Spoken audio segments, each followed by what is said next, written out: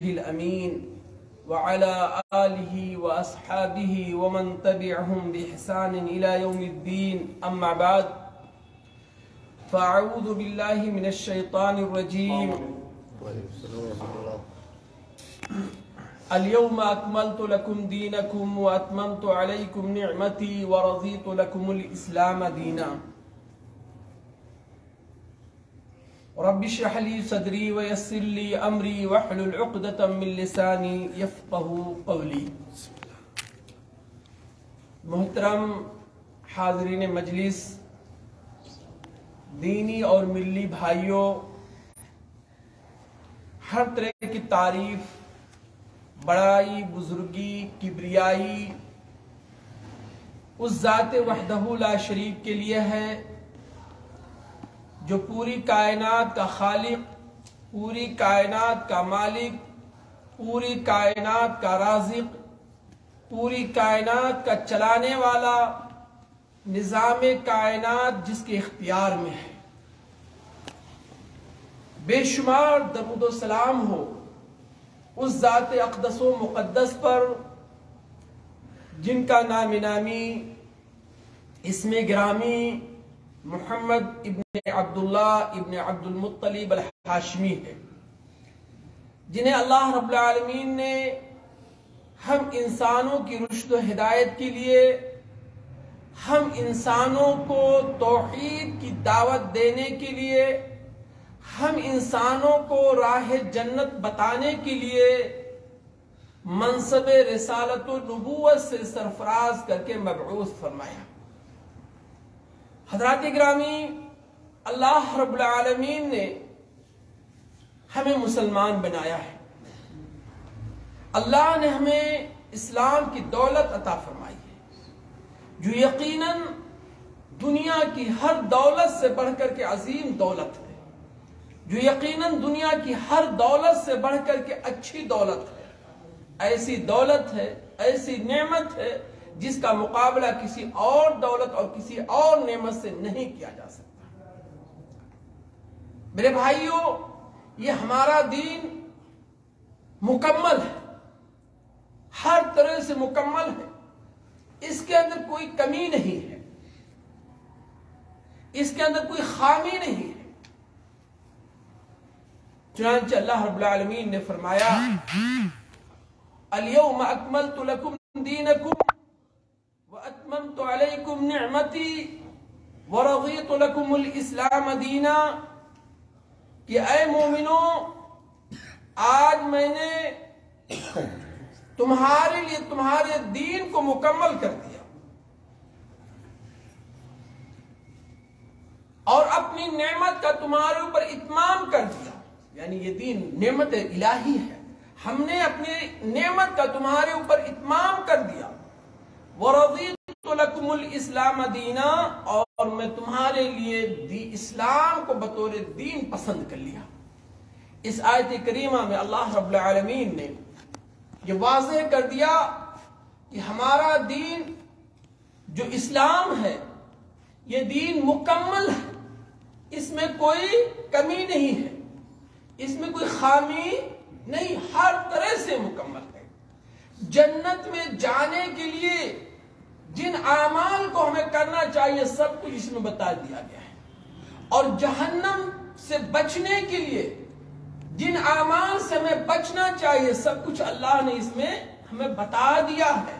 یہ جنت کا راستہ ہے، یہ جہنم کا راستہ ہے. اس پہ چلو گے تو جنت میں جاؤ گے اور اس پہ چلو گے تو جہنم میں جاؤ گے. اور اسی دین پہ عمل کر کے صحابہ کرام نے اللہ کی طرف سے انعام پایا. رضی اللہ عنہم ورضوا عنہ، کہ اللہ ان سے خوش ہو گیا ہے اور وہ اللہ سے خوش ہو گئے. اللہ ان سے خوش ہو گیا ہے اور وہ اللہ سے خوش ہو گئے ہیں. یعنی وہ اس دین پہ عمل کیے، اتنا عمل کیے، اتنے اچھے ڈھنگ سے عمل کیا، اتنے اچھے سلیقے سے عمل کیا کہ اللہ بھی ان سے خوش ہو گیا اور وہ بھی اللہ سے خوش ہو گیا. کیا مطلب ہوا؟ مطلب میرے بھائیوں، مطلب یہ ہوا کہ اسلام جسے ہم اپنائے ہوئے ہیں، اسلام جسے ہم اپنا دین مان رہے ہیں، یہ دین ہمارا مکمل ہے، اور جو اس پہ عمل کیا ہے، جس نے بھی اس پہ مکمل طور سے عمل کیا، اللہ اسے راضی ہے۔ اور کون تھے؟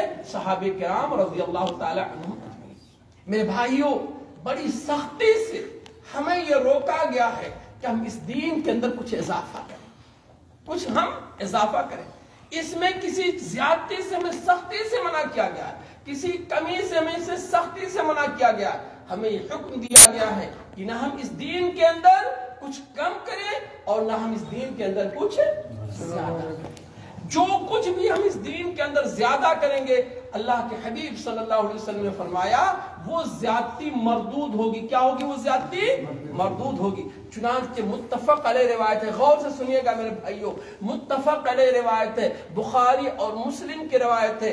ام المومنین عائشہ رضی اللہ تعالی عنہا بیان فرماتی ہیں، وہ کہتی ہے کہ نبی کریم صلی اللہ علیہ وسلم نے فرمایا من احدث فی امرنا ھذا ما لیس منہ فہو رد، کہ جو شخص ہمارے اس امر میں، ہمارے اس دین میں کوئی نئی بات لاتا ہے، ما لیس منہ، جو پہلے سے اس میں نہیں ہے، فہو رد، تو اس کا یہ عمل مردود ہے، اس کا یہ امر کیا ہے؟ مردود ہے، یعنی غیر قابل قبول ہے۔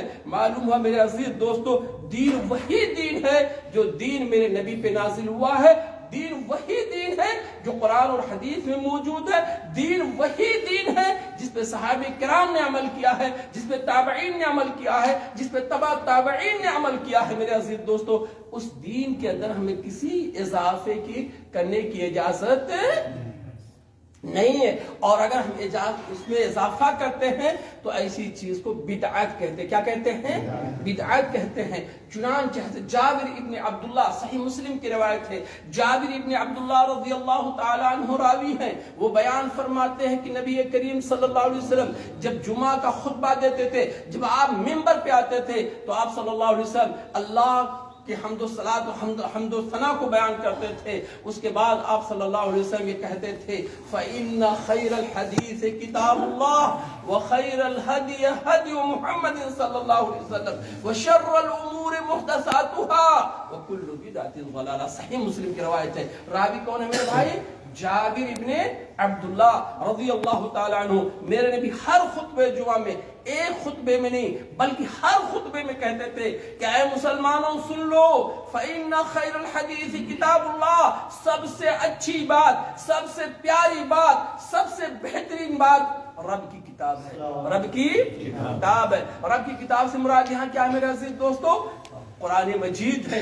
فَإِنَّ خَيْرَ الْحَدِيثِ، بات میری نہیں ہے، رب کی قسم، رب کائنات کی قسم، بات میری نہیں ہے میرے پیارو، جناب محمد رسول اللہ صلی اللہ علیہ وسلم کی حدیث کوئی ضعیف حدیث نہیں ہے، کوئی موضوع حدیث نہیں ہے، کوئی واقعہ نہیں ہے، کوئی یہ قصہ نہیں ہے، یہ کوئی کہانی نہیں ہے، نبی کی حدیث ہے، اور ایک ایسی کتاب میں ہے جو انتہائی مستند کتاب ہے، انتہائی معتمد کتاب ہے، ایسی سند سے مروی ہے جو سند بالکل صحیح ہے۔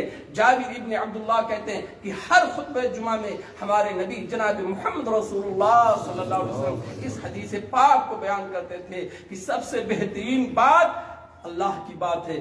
فَإِنَّ خَيْرَ الْحَدِيثِ كِتَابُ اللَّهِ، سب سے بہترین بات اللہ کی کتاب ہے، اور سب سے بہترین طریقہ کس کا طریقہ ہے؟ محمد رسول اللہ کا ہے۔ فَإِنَّ خَيْرَ الْحَدِيثِ كِتَابُ اللَّهِ وَخَيْرَ الْهَدْيِ هَدْيُ مُحَمَّدٍ صلی اللہ علیہ وسلم، اور سب سے بہترین ہدایت، رہنمائی، طریقہ، راستہ محمد صلی اللہ علیہ وسلم کا ہے۔ وَشَرَّ الْأُمُورِ مُحْدَثَاتُهَا، اور سن لو سب سے بری چیز دین کے اندر نئی چیز ہے، سب سے بری چیز دین کے اندر نئی چیز۔ غور سے سنیے گا میرے بھائی، یہ میں اپنی کوئی بات نہیں کر رہا ہوں، اللہ کی قسم یہ میرا کوئی اجتہاد نہیں ہے، یہ میرا کوئی قیاس نہیں ہے، یہ میرے کوئی دل کی بات نہیں ہے، یہ میرا کوئی خیال نہیں، میرا کوئی احساس نہیں ہے، یہ میرے نبی کی بات ہے۔ میرے نبی فرماتے ہیں وَشَرَّ الْأُمُورِ مُحْدَثَاتُهَا، سن لو سب سے بری چیز، سب سے بدترین چیز، سب سے غلیظ چیز، سب سے گندگی چیز دین کے اندر نئی چیز ہے۔ وَكُلُّ بِدْعَةٍ ضَلَالَةٍ، اور ہر بدعت دین کے اندر گمراہی، ہر بدعت دین کے اندر کل بدعت، ہر بدعت دین کے اندر کیا میرے بھائی؟ گمراہی ہے۔ یعنی جو چیز نہ قرآن میں ہے نہ حدیث میں ہے، جس کو نہ میرے نبی نے کیا، نہ میرے نبی کے پیارے صحابہ نے کیا، نہ میرے پیارے صحابہ کے بعد آنے والے تابعین اور تبع تابعین نے کیا، میرے عزیز دوستو، یہ نئی چیز سب سے بری چیز ہے، اور بری ہی نہیں بلکہ یہ بدعت ہے۔ کیا ہے؟ اور ہر بدعت کو میرے نبی نے کہا یہ گمراہی ہے۔ ہر بدعت کیا ہے؟ گمراہی ہے۔ کل بدعت یہ گمراہی ہے میرے عزیز۔ اور دوسری حدیث سے معلوم ہوتا ہے کہ ہر گمراہی کا راستہ جنت کی طرف نہیں جاتا ہے، کس کی طرف جاتا ہے میرے بھائی؟ جہنم کی طرف۔ اس سے معلوم ہے کہ ہمارے دین کے اندر اضافہ کرنے کی کسی گنجائش نہیں ہے۔ آج کچھ لوگ کہتے ہیں کہ بدعت دو طرح سے ہوتی ہے، ایک بدعت حسنہ اور ایک بدعت سیئہ۔ یہ میرے بھائی آپ یہ بتاؤ، نجاست دو طرح کی ہوتی ہے، ایک نجاست پاک ہو جائے گی نہیں ناپاک ہوگی؟ نہیں۔ ارے پیشاب تو پیشاب ہے، جہاں لگے گا اسے وہ گندا کر دے گا کہ نہیں کرے گا؟ تو ہر بدعت کو میرے نبی نے کہا یہ گمراہی ہے۔ ایک بات میں بتانا چاہتا ہوں میرے بھائی، امام و دار الہجرہ، دار الہجرہ کے امام، مدینے کے امام کون ہے سلیم صاحب؟ امام مالک رحمت اللہ علیہ، امام و دار الہجرہ ہیں۔ وہ کہتے ہیں، جانتے ہیں کہ من ابتدع فی الاسلام بدعتا یراها حسنا فقد زعم ان محمدا خان الرسالہ۔ اقرؤوا قول اللہ تعالی اليوم اکملت لکم دینکم واتممت علیکم نعمتی ورضیت لکم الاسلام دینا ولن يصلح ولا يصلح آخر هذه الأمة إلا بما صلح به أولها فما لم يكن يومئذ دينا لا يكون اليوم دینا۔ اللہ کی قسم اتنی اچھی بات امام مالک رحمت اللہ علیہ کہہ گئے میرے پیارو، امام دار الہجرہ، مدینے کا امام مالک رحمت اللہ علیہ فرما رہے ہیں کہ من ابتدع فی الاسلام بدعہ، کہ جو دین کے اندر دین کے اندر کوئی نئی بات نکالتا ہے، وَيَرَاهَ حَسَنَةً، اور یہ کہتا ہے بدعت حسنہ ہے، فقد زعم ان محمد خان الرسالہ، تو گویا کہ وہ کہتا ہے کہ محمد صلی اللہ علیہ وسلم نے رسالت کی تبلیغ میں خیانت کیا ہے۔ بات میری نہیں ہے میرے بھائی، میں نقل کر رہا ہوں اسے، بات میری نہیں ہے، میں بات اپنی نہیں کر رہا ہوں، آپ کے نبی کی بات علیہ السلام، آپ کے نبی کی بات کہہ رہا ہوں، آپ کے رسول کی بات سنا رہا ہوں، اس سرور کائنات کی میں بات سنا رہا ہوں جسے اللہ نے نبی اور رسول بنایا تھا۔ کیا بنایا تھا نبی نے؟ اللہ نے نبی اور رسول بنایا تھا۔ وہ امام مالک رحمت اللہ علیہ فرماتے ہیں کہ جو شخص دین کے اندر بدعت کا ایجاد کرتا ہے اور یہ کہتا ہے کہ یہ بدعت حسنہ ہے، گویا کہ وہ کہتا ہے کہ اللہ کے رسول صلی اللہ علیہ وسلم نے رسالت کے تبلیغ میں خیانت کی ہے۔ علیہ السلام رسالت کے تبلیغ میں خیانت کی۔ کیسے خیانت کی ہے میرے بھائی؟ اس طرح خیانت کی کہ اللہ رب العالمین نے آپ کو حکم دیا تھا کہ جتنی اچھی باتیں ہیں، جتنی جنت میں لے جانے والی باتیں ہیں، جتنی جہنم سے بچانے والی باتیں ہیں، محمد اپنی امت کو پہنچا دو، اپنی امت کو تبلیغ کر دو، اور یہ اچھی بات محمد صلی اللہ علیہ وسلم نے ہمیں نہیں پہنچائی۔ تو خیانت ہوا کہ نہیں ہوا؟ حالانکہ اللہ کے رسول نے ایسا نہیں کیا ہے، جتنی اچھی باتیں تھی سب پہنچا دیا ہے، جتنی جہنم کے قریب اور جنت سے دور کرنے والی باتیں تھی سب کو میرے نبی نے بتا دیا ہے۔ اور اس کے بعد امام مالک رحمت اللہ کو بتاتے، بڑے پتے کی بات بتاتے، سن لو اے لوگوں، سن لو، یہ امت کا اصلاح انہی چیزوں سے ہو سکتا ہے جن چیزوں سے اس امت کے پہلے لوگوں کی اصلاح ہوئی ہے۔ اس امت میں آخر میں آنے والے لوگوں کی اصلاح انہی چیزوں سے ہو سکتی ہے جس سے پہلے والوں کی ہوئی ہے، اور وہ کیا چیز ہے؟ رب کی کتاب اور اس کے نبی کی سنت، رب کا قرآن اور اس کے نبی کی حدیث۔ انہی دو چیزوں کو پکڑ کر کے صحابہ کی اصلاح ہوئی، ان دونوں چیزوں پہ عمل کر کے تابعین کی جو ہے اصلاح ہوئی، انہی دونوں پہ عمل کر کے میرے عزیز دوستو تبع تابعین کی اصلاح ہوئی۔ امام مالک رحمت اللہ علیہ کہتے ہیں کہ اگر اس امت کے بعد میں آنے والے اپنی اصلاح چاہتے ہیں تو انہی چیزوں سے اصلاح کریں جس سے پہلے والوں نے اپنی اصلاح کی ہے۔ اگر اس کے علاوہ کسی اور سے اپنی اصلاح کرنا چاہتے ہیں تو ان کی اصلاح اور اس کے بعد ایک بہت اور اچھی بات کہی میرے بھائی، سن لو، غور سے سنو میرے بھائی، آپ مجلس میں آئے ہیں بات کو سننے کے لیے، کچھ لے کر کے جائیں میرے عزیز دوستو۔ آئیے، آپ یقیناً آپ 1 گھنٹہ دے رہے ہیں، بہت بڑی قربانی دے رہے ہیں اس مصروفیت کے وقت میں، اس مشغولیت کے وقت میں، اس دوڑ دھوپ کے وقت میں، اور اس ٹیکنالوجی کے دور میں، جہاں آج ہماری نوجوان جو جنریشن ہے میرے عزیز دوستو، اپنی زندگی کا بہت بڑا وقت جو ہے موبائل پہ گزار دیتی ہے۔ ایسے وقت میں اگر آپ آئے ہوئے ہیں 1 گھنٹہ بیٹھنے کے لیے میرے پیاروں، تو اس قیمتی وقت کو آپ ضائع نہ کیجیے، اس قیمتی وقت کو آپ ضائع نہ، کچھ لے کر کے جائیے۔ امام مالک رحمت اللہ علیہ فرماتے ہیں کہ سن لو اے لوگوں، اس زمانے میں جو چیز دین میں نہیں تھی وہ آج اس زمانے میں دین میں شامل نہیں ہو سکتی ہے۔ جو چیز پہلے سے دین میں تھی وہی دین میں رہے گی، بعد میں جو ڈالا جائے گا وہ دین میں نہیں آئے۔ قسم خدا کی میرے عزیز دوستو، یہ باتیں جو امام مالک رحمت اللہ علیہ نے کہی نا، آب زر سے لکھنے کے لائق ہے۔ ہدایت کے لیے میرے عزیز دوستو بالکل ایک ہمارے نمونہ ہے میرے عزیز دوستو۔ سب سے پہلے امام مالک رحمت اللہ علیہ نے یہ کہا کہ دیکھو، اگر تم کسی چیز کے بارے میں کہتے ہو یہ بدعت حسنہ ہے، یعنی یہ چیز نہیں تھی بعد میں ہوئی لیکن اچھی چیز ہے، تو اس کا مطلب کیا ہوتا؟ کیا اس کا انجام کو تم نے سوچا؟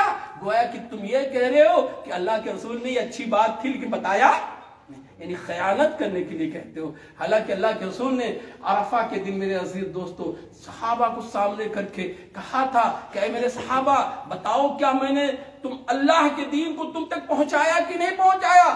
سارے صحابہ نے بے آواز کہا کہ اے اللہ کے رسول، آپ نے اپنی بات کو، اللہ کے دین کو ہم تک پہنچا دیا ہے، آپ پر آپ کو جو امانت دی گئی تھی اس کی آپ نے تبلیغ کر دی ہے۔ تو میرے عزیز دوستو، سب سے پہلے امام مالک رحمت اللہ علیہ نے فرمایا کہ دین کے اندر کوئی بدعت حسنہ نہیں ہے، سب بدعت ہے، سب گندگی ہے، کوئی اچھی بدعت نہیں ہے۔ اس کے بعد امام مالک رحمت اللہ علیہ نے دوسری بات جو بڑی پوائنٹ کی میرے پیاروں، وہ یہ کہ سن لو، اگر اے لوگوں، بعد میں آنے والوں لوگوں، اگر تم اپنی اصلاح چاہتے ہو، اپنی درستگی چاہتے ہو، تم اچھا بننا چاہتے ہو، تم نیک بننا چاہتے ہو، تو وہ ذریعہ دیکھو، وہ علاج دیکھو جس علاج کے ذریعہ پہلے کے لوگ اصلاح اپنی کر چکے ہیں۔ وہ صحابہ کرام اپنی اصلاح کیسے کیے کہ اللہ ان سے خوش ہو گیا؟ وہ صحابہ کرام کن چیزوں پہ عمل انہوں نے کیا کہ اللہ ان سے راضی ہو گیا؟ اسی کو دیکھو۔ تو جب اس کو تم دیکھو گے کیا پاؤ گے؟ قرآن اور حدیث، قرآن اور حدیث، 2 چیزیں ہوں گی۔ اور تیسری چیز امام مالک نے کہا کہ جو چیز نبی کے زمانے میں دین میں نہیں شامل تھی، جو چیز نبی کے زمانے میں دین میں شامل نہیں تھی، جو صحابہ کے زمانے میں دین میں شامل نہیں تھی، وہ آج دین میں شامل نہیں ہو سکتی ہے۔ یہ ایک مقدمہ تھا جو آپ کے سامنے ہم نے پیش کیا۔ آئیے اب ہم اپنا جائزہ لے لیں، آج کے مسلمانوں کو دیکھ لیں، ہم اپنی اسلامی معاشرے، اسلامی سماج کو دیکھ لیں، اپنے آپ کو مسلمان کہنے والوں کے حالات کو دیکھ لیں۔ آج ہم کیا کرتے ہیں؟ ہم نے کتنی چیزوں کو اس دین کے اندر ملا لیا ہے جو یقیناً صحابہ کرام کے زمانے میں نہیں تھی۔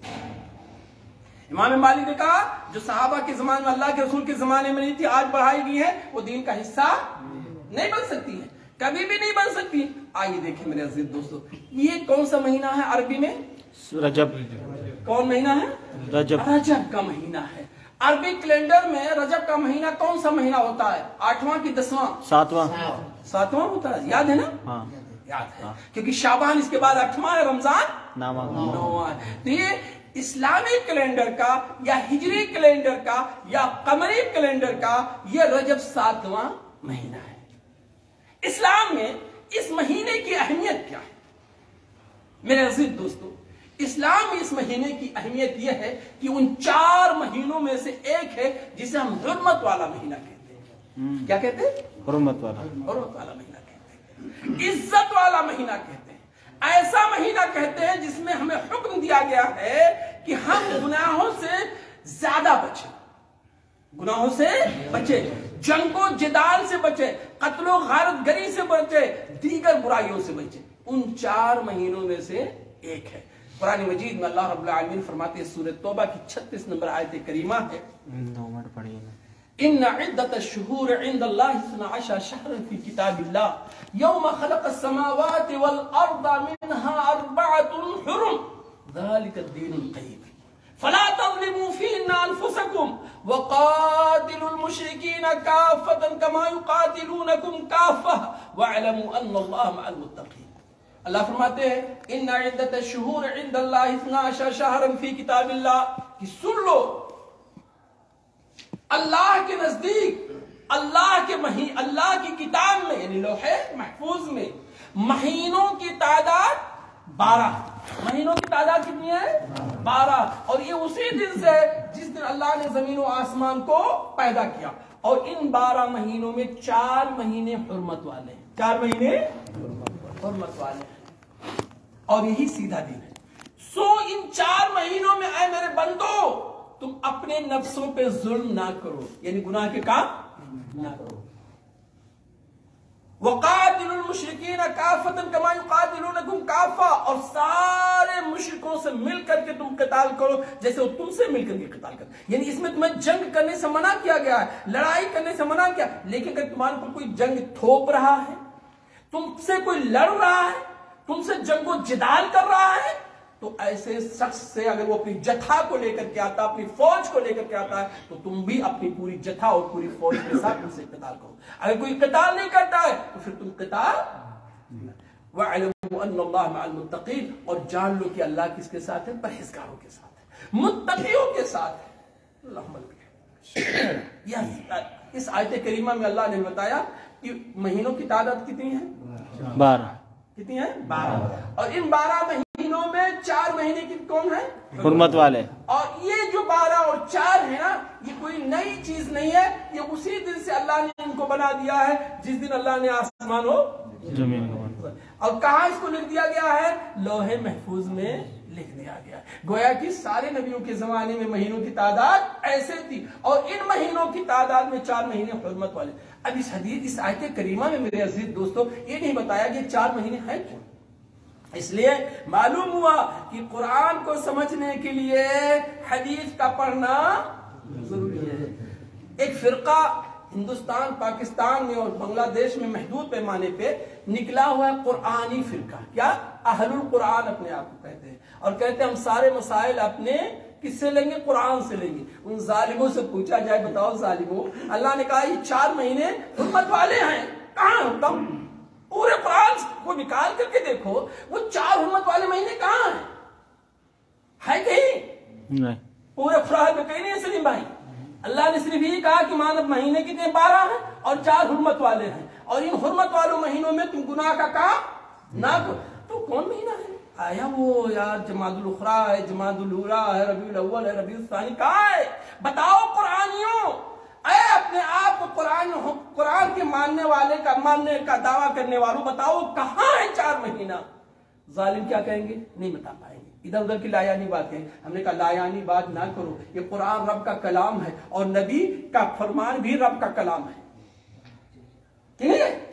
فرق یہ ہے کہ قرآن کا لفظ پڑھنے میں تمہیں ثواب ملے گا، اور نبی کا لفظ پڑھنے میں ثواب ملے گا، لیکن اس کے مقام سے نیچے۔ لیکن اسی قرآن کی تفسیر میرے نبی کے کلام ہے، میرے نبی کا کلام بھی ہے۔ یہ حدیث کس کی تفسیر ہے؟ قرآن۔ سنانچہ نبی کریم صلی اللہ علیہ وسلم نے کیا فرمایا؟ عن ابی بکرۃ رضی اللہ تعالی عنہ عن النبی صلی اللہ علیہ وسلم ان الزمان استدار كهيئته يوم خلق السماوات والارض منها 4 السنة 12 شهرا منها 4 حرم 3 متواليات ذو القعدة وذو الحجة ومحرم ورجب مضر بين جمعة وشعبان متفق۔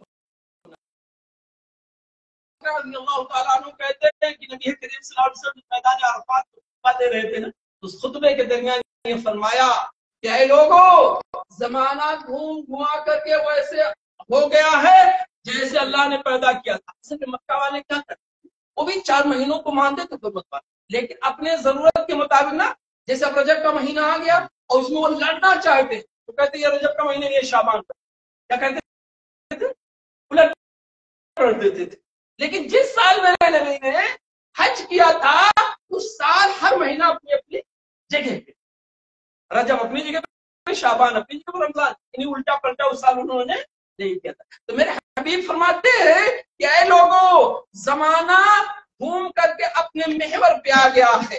سال 12 مہینوں کا ہوتا ہے اور ان 12 مہینوں میں 4 مہینے حرمت والے ہیں، 3 مسلسل ہیں، ذوالقعدہ، ذوالحجہ، محرم، اور ایک مضر والا جو رجب ہے، وہ جماعت الاخری اور شعبان. تفسیر ہوگی نا. قرآن کی تفسیر کہاں ہمیں ملی؟ حدیث. اس لیے میرے بھائی، نہ قرآن کو ہم حدیث چھوڑ کر کے نہیں سمجھتے، حدیث کو چھوڑ کر کے ہم قرآن باتیں لگی ہو جائے گی. 4 مہینے حرمت. حرمت کا کیا مطلب میرے بھائی؟ اس میں آپ برائی سے نیک عمل کیجیے، ٹھیک ہے نا، بلا کسی تحت، اور جو ہے ہر طرح کے گندے چیزوں سے دور رہیے. اس کے علاوہ میرے پیارو، رجب کا مہینہ، اور اس میں کوئی فضیلت، اس میں کوئی اور عمل ہے، کوئی عبادت خاص ہے؟ جیسے رمضان کے مہینے میں کیا شب قدر ہے، شب قدر ہے. رمضان کے مہینے کا روزہ فرض ہے. رمضان کے مہینے میں قیام التراویح کی نماز ہم پڑھتے ہیں. تو رمضان کے مہینے میں کئی خاص عبادتیں رمضان کی ہے نا. اس کے بعد ہمارے سامنے ذی الحجہ کا مہینہ آتا ہے، ذوالقعدہ شوال کا مہینہ آتا ہے، حج کا مہینہ ہے، ٹھیک ہے نا. محرم کا مہینہ آتا ہے، اس میں یوم عاشورہ کا فضیلت والا ہے، ٹھیک ہے نا. ربیع الاول میں ایسی کوئی بات نہیں ہے، ربیع الاخر میں ایسی کوئی بات نہیں ہے، سفر میں کوئی ایسی بات نہیں ہے، جماعت الاولیٰ میں کوئی ایسی بات نہیں ہے، جماعت الاخری میں کوئی ایسی بات نہیں. رجب میں بھی کوئی ایسی خاص کوئی دن نہیں ہے. وہی عبادت اس مہینے میں بھی ہے جو دیگر مہینوں میں ہے. 5 وقت کی نماز جیسے ہم نے جماعت الاخری میں پڑھا ویسے رکھ دی پڑھنا. اسی طریقے سے نفلی روزے جس طرح ہم جماعت الاخری میں رکھتے تھے، رجب میں بھی رکھ سکتے ہیں. نفلی روزے کا مطلب کیا ہوتا ہے؟ کوئی نفلی روزہ بتائیں گے؟ کوئی کسی دن رکھنا چاہیے؟ جی ہاں بولو. مجھے تو پتا ہے، دوسروں کو آپ ہی بتا دیجیے. سوموار کا اور جمعرات کا. دیکھیں، علی بھائی نے بتایا کہ نفلی روزے ہر مہینے میں رکھ سکتے ہیں، اور خاص طور سے سوموار یعنی دوشنبہ کے دن اور جمعرات کے دن. اسے اور کوئی نفلی روزہ جسے ہم عام روزوں میں رکھ سکتے ہیں؟ ایام 20 کا روزہ. کا ایام 20 کا روزہ یعنی چاندنی رات جس میں ہوتی ہے، وہ 13، 14، 15 کا روزہ. تو یہ نفلی روزے ہم جماعت الاخری میں بھی رکھ سکتے ہیں. صدقہ و خیرات ہم عام دنوں میں کر سکتے تھے، اس میں بھی کر. تو یہ رجب کا جو مہینہ ہے میرے بھائی، غور سے سنیے گا، یہ رجب کا مہینہ ہے. اس کی فضیلت صرف اتنی سی ہے کہ ان 4 مہینوں میں سے ہے جسے ہم حرمت والا مہینہ کہتے ہیں. اس کے علاوہ اس میں کوئی خاص عبادت مہینے کی وجہ سے ثابت نہیں ہے. ہم کیسے کہتے ہیں کہ نہیں ہے؟ اس لیے کہ میرے نبی نے کہیں ہمیں اس کی رہنمائی نہیں کی ہے. میرے نبی نے ہمیں کبھی کسی حدیث میں نہیں بتایا، میرے اللہ نے کسی میں نہیں بتایا. جب نہ قرآن میں ہے نہ حدیث میں، تو ہم کہتے ہیں نہیں. جب نہیں ہے تو نہیں ہے. جب نہ قرآن میں ہے نہ حدیث رسول پاک میں ہے، تو ہم کہتے ہیں نہیں ہے. اگر ہوتا اس میں ہوتا، اگر اس میں ہوتا تو ہم ویسے عمل کرتے جیسے ہم شب قدر کو آخری تلاش اور کوشش کرتے ہیں شب قدر کو پانے کی. جیسے ہم رمضان کے مہینے میں روزہ رکھتے ہیں، پوری امت مسلمہ روزہ رکھتی ہے، ایسی معلوم ہو گیا. رجب کے مہینے کے تعلق سے 2 بات. ایک بات تو یہ معلوم ہوئی کہ یہ حرمت والا. دوسری بات ہی اس میں وہی عبادتیں ہیں جو عام دنوں میں ہیں، اس کے علاوہ اس میں کوئی خاص عبادت نہیں. اب اتنا جاننے کے بعد آؤ ہم اپنے معاشرے کو دیکھیں، اپنے سماج کو دیکھتے. آج ہم اس میں کرتے کیا؟ کرتے تو اتنا ہے آج ہم مسلمان کہ اگر اس کو میں بیان کروں تو ایک درس نہیں، کئی درسوں کی ضرورت. کیونکہ مسلمان اتنا بدعت کا اب رسیا بن گیا ہے، اتنا بدعت کا عادی بن گیا ہے کہ وہ چاہتا ہے کہ زبان حال سے کہتا کہ نبی کی باتیں پرانی اب نہیں بات کرو، نہیں گھسیڑو اس کو. تو میرے عزیز دوستو، اس طرح ایک مسلمان اس رجب کے مہینے میں بے شمار بدعتوں کو ایجاد کر لیا ہے جس کا وجود نہ قرآن میں ہے اور نہ. آئیے سب سے پہلی چیز دیکھتے ہیں، غور سے سنیے. پہلی چیز ہے میرے پیارو، صلاۃ الرغائب. کیا ہے؟ رغائب کی نماز. اللہ کا شکر ہے بہت سارے لوگ نہیں جانتے، کیونکہ بدعت جو ہو اس کو میں جاننے کی ضرورت. جو بدعت ہو سے جاننے کی ضرورت ہے. بچنے کے لیے جانے تو اچھی بات ہے، لیکن کرنے کے لیے ہمیں اسے جاننا. صلاۃ الرغائب میرے عزیز دوستوں، کچھ لوگ رجب کے مہینے میں جب پہلی جمعرات آتی تو جمعرات کے دن میں روزہ رکھتے ہیں، اور جمعہ کے پہلے والی رات ہوتی ہے اس میں 12 رکعت. ایک مخصوص میں نہیں بتانا چاہتا ہوں، کیا ضرورت اسے بتانے کی.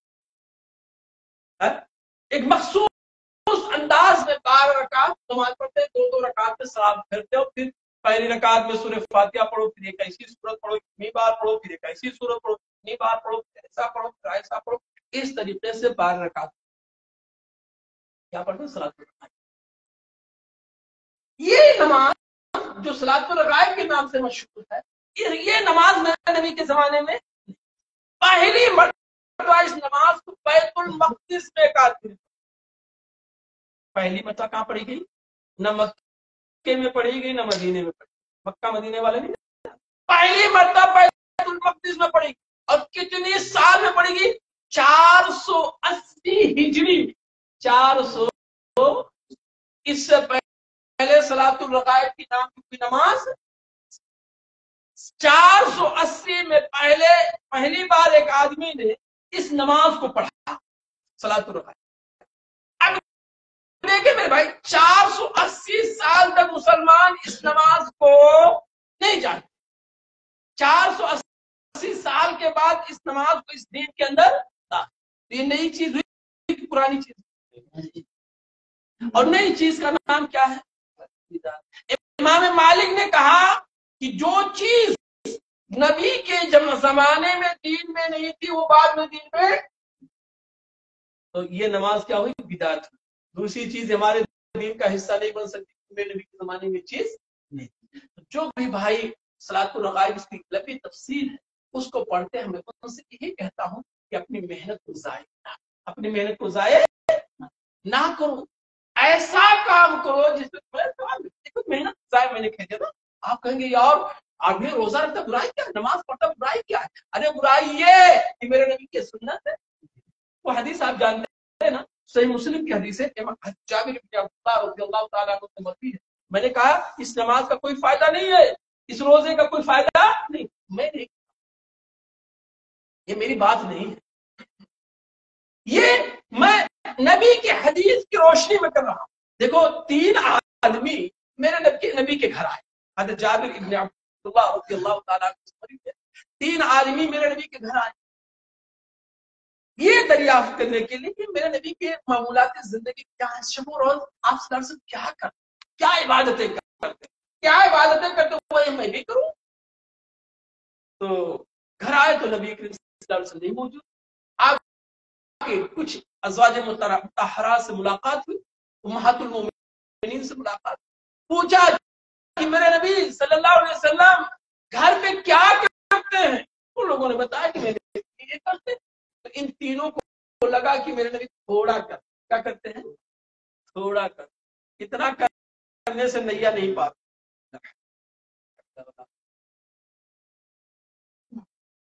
تو ایک نے کہا کہ آج کے بعد میں کسی رات کو سوؤں گا نہیں، پوری رات تہجد. اور دوسرے نے کہا میں کسی دن روزہ نہیں توڑوں گا، ہر دن روزہ رکھوں. اور تیسرے نے کہا کہ میں شادی نہیں کروں گا، رب کی عبادت میں ہمیشہ مشغول ہوں. یہ چیز ہے. روزہ پڑھنا رکھنا برا ہے، نماز پڑھنا برا ہے، ذکر و اذکار کرنا برا ہے. لیکن میرے نبی کو سنو کیا کہہ رہے ہیں، برا کیسے برا ہے؟ میرے نبی جب گھر پہ تشریف لائے تو ازواج نے کہا اللہ کے رسول 3 آدمی گھر آئے تھے اور تینوں نے آپ کے معمولات زندگی کے بارے میں پوچھا. تو جب بتایا گیا تو ایک نے ایسا کہا، ایک نے ایسا کہا. میرے نبی خوش ہوئے. میرے نبی غصے میں آپ صلی اللہ علیہ وسلم تیزی سے ممبر پہ آئے اور صحابہ کو اکٹھا کیا اور کہا ما بال اقوام یقولون کذا وکذا، کچھ لوگوں کو کیا ہو گیا ایسی ایسی باتیں کہتے ہیں. من رغب عن سنتی فلیس منی، سن لو میں تم میں سب سے زیادہ اللہ سے ڈرنے والا. سب سے زیادہ ڈرنے والا کون ہے؟ کون؟ میرے نبی. لیکن میں رات کو سوتا ہوں اور رب کی عبادت، میرے پاس بیوی اور بچے بھی ہیں، ان کے حقوق کو پورا کرتا ہوں اور رب کی، اور کسی دن روزہ بھی رکھتا ہوں، روزہ بھی نفلی روزہ رمضان کے علاوہ۔ تو سن لو بات کو، میرے نبی کہنے کا فمن رغب عن سنتی فلیس منی، جو میرے سنت کو چھوڑ کر کے کوئی کام کرتا ہے، چاہے وہ نماز ہی کیوں نہ ہو، چاہے وہ روزہ ہی کیوں نہ ہو، چاہے وہ ذکر و اذکار ہی کیوں نہ ہو، چاہے وہ اچھی چیزیں صدقہ و خیرات کیوں نہ ہو، میری سنت کو چھوڑ کر کے اپنے بنائے ہوئے طریقے پہ جو کرتا ہے فلیس منی۔ سمجھ گئے؟ کہاں کی حدیث ہے؟ صحیح مسلم کی حدیث ہے۔ راوی کون ہے؟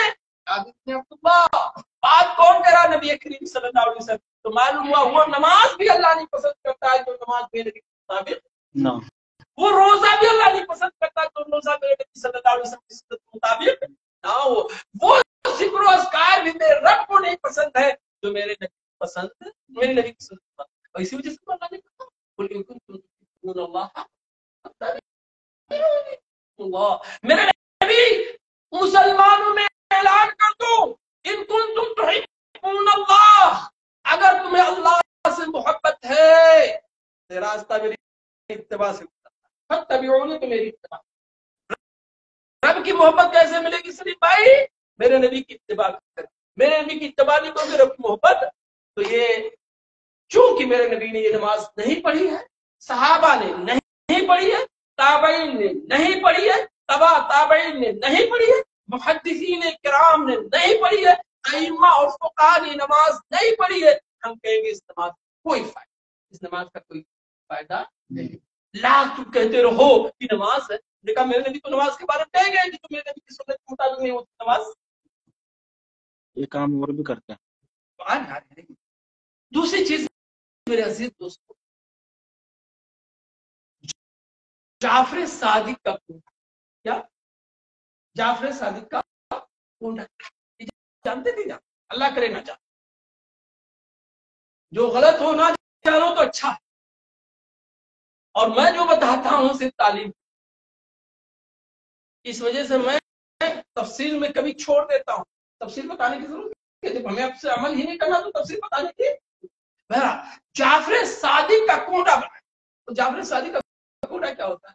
22 رجب کو، یہ جو مہینہ 22 رجب جعفر صادق کے نام سے پوری بنائی جاتی، تیل میں حلوہ بنایا جاتا، پوری بنایا جاتا، اور مٹی کے کھورے برتن میں اس کو بھرا جاتا ہے، اور رات کے اندھیرے میں رات میں گھر میں کھایا جاتا ہے۔ اعلان بڑی تفصیل نہیں، نہ جانتا ہوں، نہ جاننے کی ضرورت ہے، اور نہ بتانے کی ضرورت ہے، بس جعفر صادق کا کون۔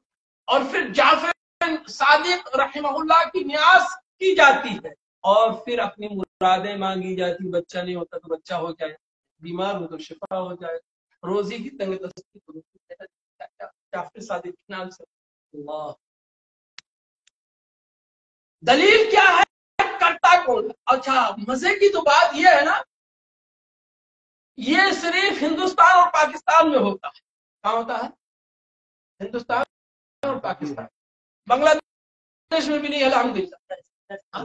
ابھی آ رہے ہیں 27 والے، موقع تھوڑا لے، تھوڑا سست بیٹھ جائے تو 4 منٹ کی بات زیادہ نہیں لوں گا میں انشاءاللہ، ایک ایک کر کے بتا دیتا ہوں، تاکہ آپ پیچھے جا کے بتاؤ کہ نماز بھی وہی اللہ مانتا ہے جو میرے نبی کیا بتایا ہو، نماز سے اچھی کوئی چیز ہے، لیکن وہ نماز بھی اللہ نہیں قبول کرے گا جو میرے نبی کی سنت کے مطابق ہے۔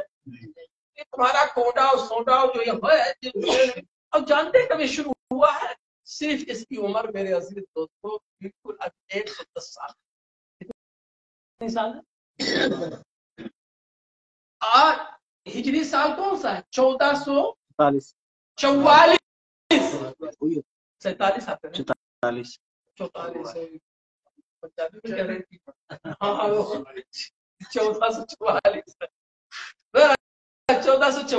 گویا کہ میرے نبی صلی اللہ علیہ وسلم کی ہجرت کی 1444 سال، تو گویا کہ اگر یہ سال بھر پہلے ہوا تو گویا کہ 1350 سال مسلمان اسے نہیں جانتے۔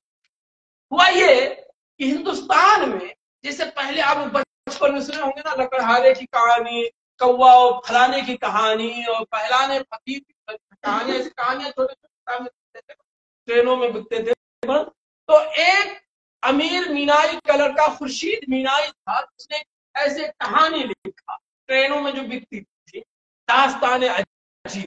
اس نے ایک لکڑہارے کے واقعے کو، وہ افسانہ جانتے ہیں؟ افسانہ کسے کہتے ہیں جاوید بھائی؟ یعنی دماغ سے جو ایسے بلا وجود میں آئے ہوئے دماغ سے کوئی چیز کسی قصے کو بنا لے، اسی کو افسانہ کہتے ہیں. افسانہ یعنی جیسے ناولیں ہوتی نا، افسانے سے ناولوں کو کہتے ہیں نا. اصل کیا ہوتا افسانہ؟ یعنی وجود نہیں ہے لیکن تصور اس کا کر کے اسی کو. تو اس نے ایک لکڑہارے کا واقعہ لکھا. اس لکڑہارے کے واقعے میں اس نے یہ لکھا کہ ایک لکڑہارا تھا، غریب تھا، مخلوق الحال تھا، بڑا پریشان تھا. تو روزی میں برکت نہیں ہوتی تھی، مدینہ کا رہنے والا تھا، تو بھاگ گیا کہ دوسری جگہ کمانے کے لیے. تو 12 سال وہاں رہا، بھی وہاں بھی اس کو برکت نہیں ہو روزی میں. ادھر بیوی جو ہے وزیر کے گھر، جو ہے بادشاہ کے وزیر کے گھر نوکرانی ہو گئی، کپڑا صفائی وفائی کرنے لگی. تو اسی وقت جعفر صادق کہیں جا رہے تھے، تو جعفر صادق نے کہا اپنے ساتھی سے کہ آج کون تاریخ ہے؟ کہا 22 تاریخ ہے. 22 رجب ہے.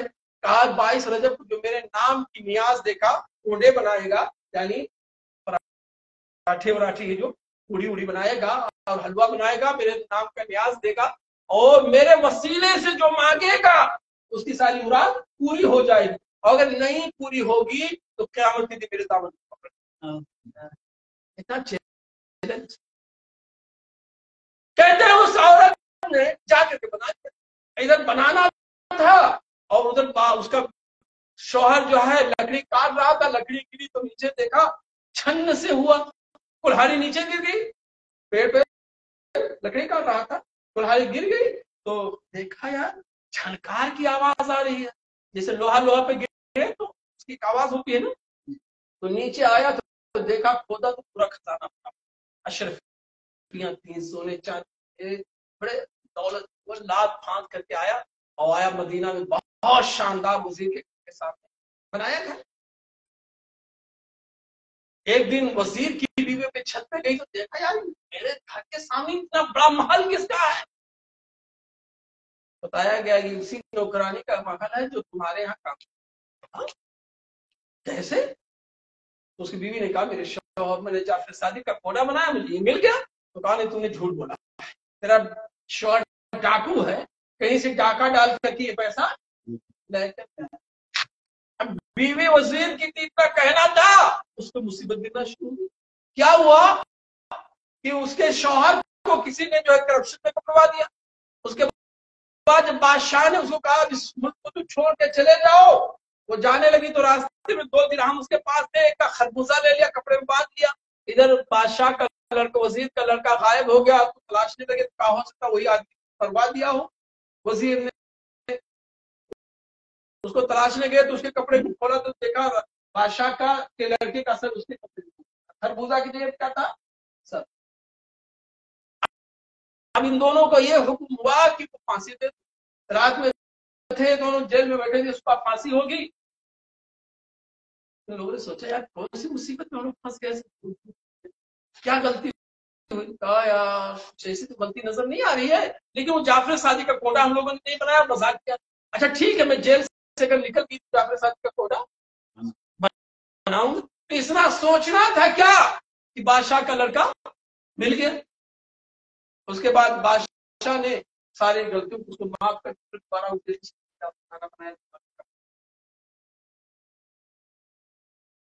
یعنی مصیبت اسے دولت ملی جعفر صادق کے کوڑے سے، اور اسے مصیبت آئی جعفر صادق کا کوڑا. حالانکہ میرے عزیز دوستوں دیکھو نا، یہ سراسر جھوٹ کا پلندہ ہے. کیوں پلندہ ہے؟ کیوں میں نے کہہ دیا؟ اب میں ختم کر رہا ہوں میرے بھائی. کیوں میں نے کہا یہ جھوٹ کا پلندہ ہے؟ پہلی بات دیکھو یہ ہے کہ اس زمانے میں بادشاہ نہیں ہوتا تھا، کوئی خلیفہ ہوتا تھا. کیا ہوتا تھا؟ اور پھر اس زمانے میں، جس زمانے میں جعفر صادق تھے، ان کی 83 ہجری میں پیدائش ہوئی ہے اور 148 میں وفات پائے. تو بادشاہت یا خلافت مدینے میں نہیں ہوتی تھی، یا تو بغداد میں ہوتی تھی یا دمشق میں ہوتی تھی. اگر بنو امیہ کا زمانہ تھا تو دمشق میں، اور اگر بنو عباسیہ کا زمانہ تھا تو بغداد میں. تو پہلی بات اس زمانے میں بادشاہ کوئی نہیں ہوتا، خلیفہ ہوتا. بادشاہ کا لفظ جھوٹ ہے. دوسری بات مدینے میں بادشاہ تھا، یہ سراسر جھوٹ ہے، کیونکہ بادشاہ کیا تو بادشاہ وہی خلیفہ کہاں ہوتا تھا، یا تو بغداد میں ہوتا تھا یا کہاں ہوتا تھا، مدینے میں، بغداد یا تو دمشق میں۔ اور تیسری بات میرے عزیز دوستو، گھر کہاں اس نے بنوایا؟ لکڑہارے نے، بالکل وزیر کے گھر کے سامنے۔ کچھ ٹائم لگا ہوگا گھر بننے میں نا، اتنی شاندار کوٹھی، 2-4-6 مہینے لگا ہوگا نا۔ وزیر کی بیوی اچانک دیکھتی ہے، یعنی ایسا لگا جسے اللہ دین کا چراغ ہو جا ہو جا۔ حالانکہ گھر سے ملا ہوا ہے، تو جیسے پہلے کدال پڑتی ویسے آواز آ جائے، کیا کھٹ کھٹ ہو رہا، کیا پھٹ پھٹ ہو رہا ہے، کس کا گھر بن رہا کیا؟ اسی طریقے سے میرے عزیز دوستوں، اگر اس میں ہم دیکھیں تو جعفر صادق رحمہ اللہ کا 22 رجب سے کوئی تعلق نہ، ان کی پیدائش ہوئی ہے نہ 22 رجب کو۔ تیسری بات میرے عزیز دوستوں، غیر اللہ کی نیاز ہے، کسی غیر اللہ کی نیاز، اور غیر اللہ کی نیاز ماننا یہ شرک کیا ہے؟ بہرحال قصہ مختصر، یہ واقعہ ایک کہانی ہے، ایک لطیفہ ہے، افسانہ ہے، ہمارے شریعت سے کوئی تعلق نہیں۔ 2 باتیں اور رہ گئی ہیں، اختصار کے ساتھ خود میں بیان کر کے ختم کرتا ہوں۔ 27 رجب کو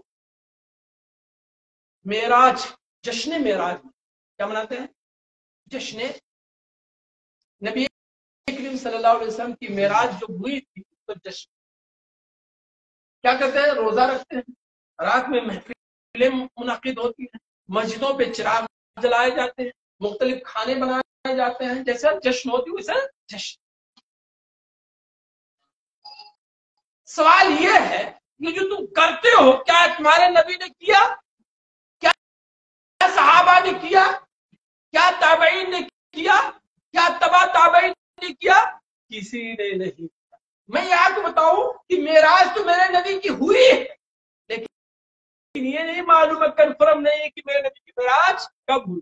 کچھ لوگ کہتے ہیں میرے نبی کی معراج بعثت سے پہلے ہوئی، اور کچھ لوگ کہتے ہیں جس سال میرے نبی کو نبی بنایا اسی سال ہوئی ہے، کچھ لوگ کہتے ہیں 6 سال بعد ہوئی، 7 سال بعد ہوئی، 8 سال بعد ہوئی، کچھ ہجرت کے ساتھ۔ اقوال اتنا مختلف ہے، کوئی پتہ نہیں کس مہینے میں ہوئی۔ آج میں دیکھ رہا تھا 7 مہینہ لکھا ہوا، کوئی کہتا ہے ربیع الاول کے مہینہ میں، کوئی کہتا ہے ربیع الاخر کے مہینہ میں، کوئی کہتا ہے کہ جو ہے جمادی الاولیٰ میں ہوا، کوئی جمادی الاخری میں، کوئی کہتا ہے رمضان میں، کوئی کہتا ہے شوال میں ہوا۔ 7 میں اس کا بھی کنفرم نہیں ہے۔ تو کنفرم تو یہ کہ میرے نبی کا اسراء اور معراج ہوا ہے، لیکن یہ کنفرم نہیں ہے کہ میرے نبی کا اسراء اور معراج کس سال ہوا، کس مہینے میں ہوا ہے، کس دن۔ اور یہ اس بات کا ثبوت ہے، کیا ہے؟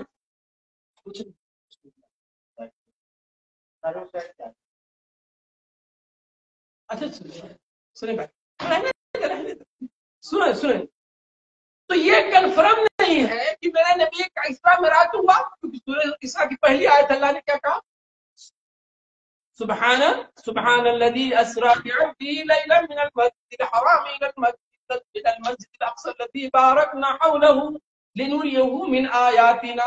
یہ تو کنفرم ہے کہ میرے نبی کا اسراء بھی ہوا اور معراج ہوا، لیکن تاریخ کنفرم۔ اس بات کی دلیل ہے کہ میرے نبی صلی اللہ علیہ وسلم، صحابہ کرام اسراء اور معراج کے موقع پہ کوئی جشن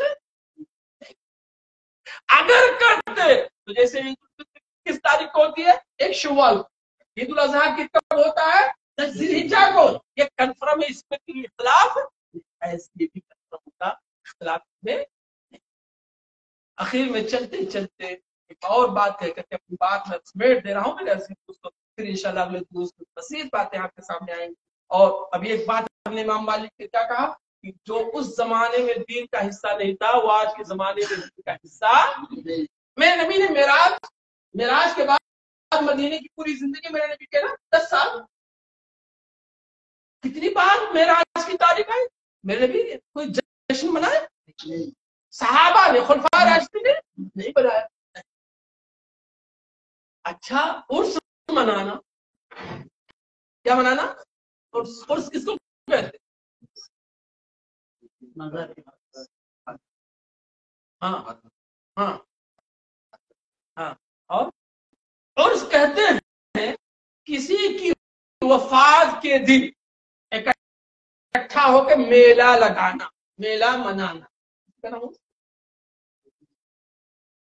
رجب میں اجمیر میں میلہ لگتا ہے 6 رجب. کس کی وفات پہ لگتا ہے؟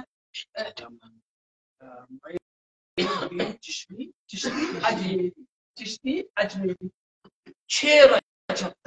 ان سال بھی وہ عرس لگا تھا 811واں عرس.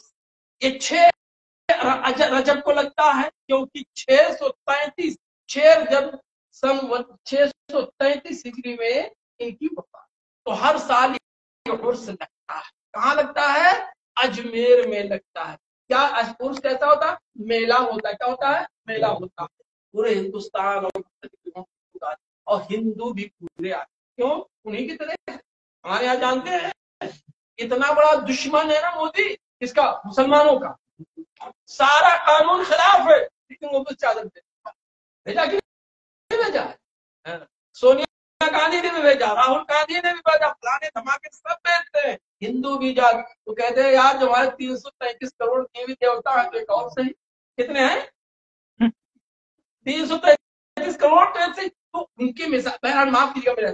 اب یہ عرس منانا، کسی کو وفات میں منانا، کچھ جشن کرنا میرے خیال یہ صحیح ہے کہ نہیں صحیح ہے اسی پہ بات نہیں. سب سے میں پہلے آپ سے سوال کرتا ہوں کہ میرے نبی صلی اللہ علیہ وسلم کی وفات ہوئی تو آپ کی قبر پہ کتنے صحابہ آئے تھے؟ کوئی میلہ لگا تھا؟ اب کیسے میلہ لگے؟ میرے نبی نے کہا لا تجعلوا بیوتکم قبورا ولا تجعلوا قبری عیدا وصلوا علی فإن صلاتکم تبلغنی حیثما کنتم. تیرے حبیب فرماتے ہیں تم اپنے گھروں کو قبرستان نہ بناؤ. یعنی اپنے گھروں میں بھی نماز پڑھا کرو، نفلی نماز پڑھو، تہجد کی نماز پڑھو. قبرستان میں نماز نہیں پڑھا جاتا. اسے معلوم ہے کہ قبرستان میں نماز نہیں، گھر کو قبرستان. گھر میں قرآن پڑھو کیونکہ قبرستان میں قرآن. آج گھر میں قرآن نہیں پڑھتے، قبرستان میں پڑھو. الٹا ہو گیا نا. میرے نبی کہہ رہے ہیں کہ گھر کو قبرستان نہ بناؤ. اور پھر دوسرا کیا کہا میرے نبی نے؟ کہا میرے نبی صلی اللہ علیہ وسلم نے کہ میرے قبر کو عید کی جگہ نہ میلہ نہ لگاؤ.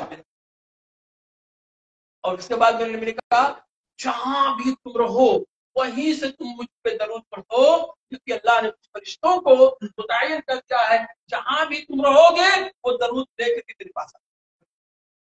جہاں بھی رہو، سمندر میں رہو، خشکی میں رہو، پہاڑ میں رہو، جہاں بھی رہو وہیں سے درود پڑھو، اللہ تمہارے درود میرے تک پہنچا دے گا. ٹھیک ہے نا. اور اس کے بعد ایک اور حدیث ہے کہ نبی کریم صلی اللہ علیہ وسلم نے فرمایا دعا کیا اللہم لا تجعل قبری وطنا یعبد. اے اللہ میری قبر خود کی طرح نہ بنانا کہ لوگ میری قبر پہ آ کر کے عبادت.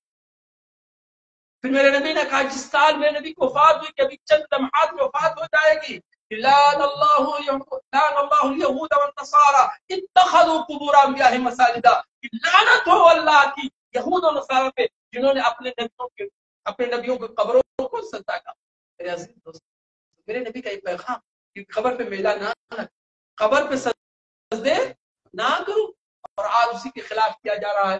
بہرحال یہ جو 6 رجب کو عرس منایا جاتا ہے چاہے وہ اجمیر میں ہو یا کہیں بھی ہو، یہ عرس منانا میرے نبی کی سنت نہیں، یہ میرے نبی کا طریقہ نہیں. اور جو میرے نبی کی سنت نہ ہو، میرے نبی کا طریقہ نہ ہو، ہمارے دین کا حصہ نہیں. بڑے مختصر انداز میں یہ ساری باتیں ہم نے آپ کے سامنے پیش کرنے کی کوشش کی ہے، اس امید کے ساتھ بلکہ اس دعا کے ساتھ کہ الہ العالمین ہمیں صحیح دین کا علم عطا فرمائے، آمین. ہمیں صحیح عقیدے کا علم عطا فرمائے، آمین. الہ العالمین اس دنیا میں آج بہت سارے عقائد پھیلے ہوئے ہیں، بہت سارے نظریات پھیلے ہوئے ہیں. اے اللہ تمہیں اپنے حبیب جناب محمد رسول اللہ صلی اللہ علیہ وسلم کا بتایا ہوا سچا اور اچھا راستہ عطا فرما. آپ صلی اللہ علیہ وسلم کی عقیدے کے رہنمائی اللہ وہی عقیدہ عطا فرما. الہ العالمین ہماری اس مجلس کے جو احباب شریک ہیں اللہ ان میں کوئی پریشان حال ہے اس کی پریشانی فرما دے. اگر کوئی بیمار ہے اے اللہ اس کی شفا عطا فرما دے. کوئی تنگ دست ہے اے اللہ اس کی تنگی فرما دے. کسی کو اپنے دشمنوں سے خوف ہے، اپنے دشمنوں سے ڈر ہے، اے اللہ اس کے خوف ختم فرما دے آمین۔ الہ العالمین ہماری اس محفل میں جو احباب ہیں اگر کوئی بے اولاد ہے تو صاحب اولاد بنا دے آمین۔ الہ العالمین جو صاحب اولاد ہے ان کی اولاد کو بازو بنا، ان کی اولاد کو نیک، ان کے لیے نیک بنا، ان کی اولاد کو اپنے دین کا علم بردار اور داعی بنا الہ العالمین ہمیں سے جن کے والدین باحیات ہیں اے اللہ انہیں نیک عمل عطا فرما، اے اللہ انہیں عمر دراز عطا فرما اور انہیں اپنے دین پہ قائم دائم رکھ الہ العالمین جن کے والدین وفات پا چکے اللہ انہیں عذاب قبر سے نجات عطا فرما۔ صلی اللہ علیہ